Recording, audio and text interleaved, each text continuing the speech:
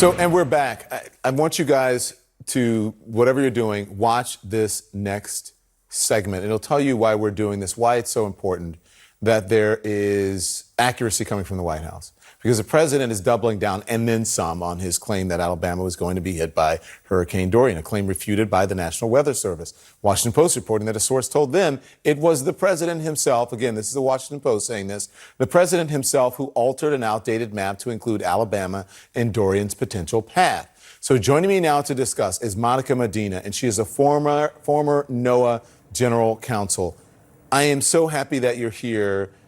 Please talk to us about how unprecedented this president's lie or misinformation about this hurricane is. This just doesn't happen, Don. Thanks so much for having me on to talk about it, because when I saw this, I couldn't believe it. Having been at the agency and knowing how important the accuracy of these forecasts is, it's shocking that the president would think that he could change it. No president has ever done this before in modern history. No NOAA administrator would do it. No Republican, no Democrat. It's completely unprecedented, a lie like this, and it's consequential. Unlike the lies about his crowd size or his hand size, this is a lie that has consequences for people in their day-to-day lives. So it's really shocking. Well, and also, it's such an important story. So many people have died.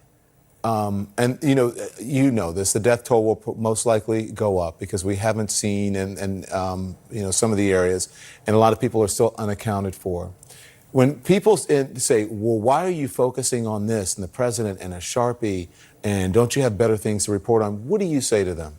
What I say to them is that the entire weather forecast enterprise, which is a public and private partnership, relies on the accuracy of that forecast that the president doctored. So when he changes it, it creates confusion in the system, and then people's lives really are at risk. And next time, maybe the Weather Service won't tweet out a correction so quickly, and the president or his underlings will get to the Weather Service director, who is an acting director, or the head of NOAA is an acting director, and they could intimidate the rest of the Weather Service into not correcting. And then we have real problems, real confusion in the system. And when that happens, people die. That's why there is a statute that says you can't create a false weather report, because so many people are passing this information out, and it's got to be accurate.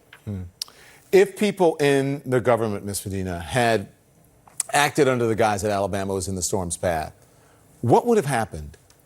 Well, as you could see already, it was hard enough to predict what was happening with Dorian, and there were evacuation warnings, and people didn't heed them because they were worried that they were being evacuated in a way that was unnecessary. If this president expands that cone of uncertainty, even more people might have to be evacuated or board up their house or close their business unnecessarily.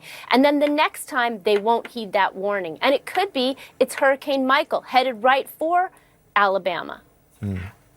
So let's try to counteract some of the misinformation or disinformation, okay? What should people know tonight about this storm?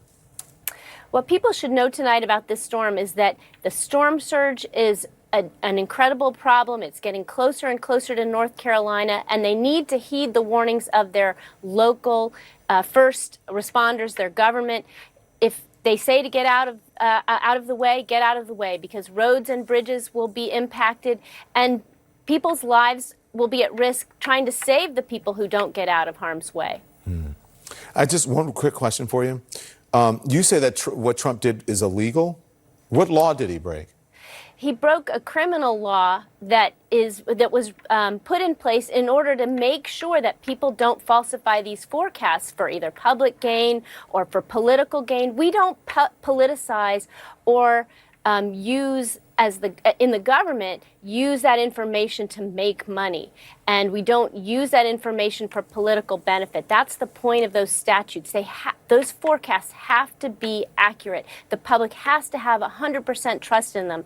And so do all the other people in that weather enterprise who pass that information on. They have to know that it's true.